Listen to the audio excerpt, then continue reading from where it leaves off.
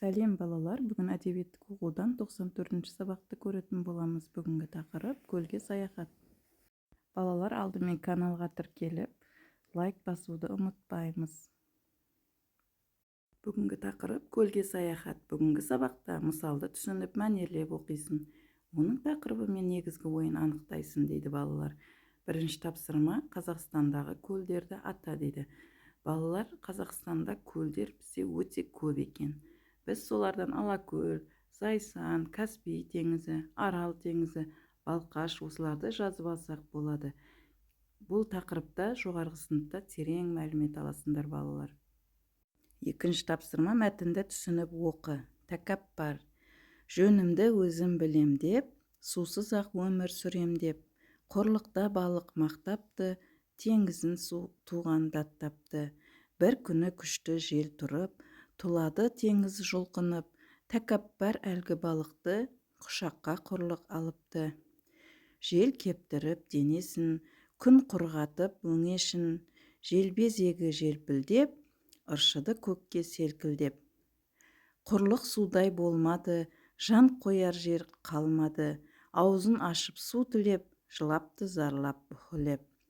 Мөлдір суым мекенім, енді қайтсем жетемін, қадіріңді білмедім, неге шалқып жүрмедім. Тыңдамап еді ешкімді, қателігін кеш білді. Шона Смаханұлы. Бұл жерде балалар тәкаппар дегеннің мағынасы өр көкірек, мен, кесірлі деген мағынаны білдіреді екен балалар. Келесі үшінші тапсырма мысалдан балықтың сөздерін тауып кестеге түсір, мәнерлеп оқы дейді.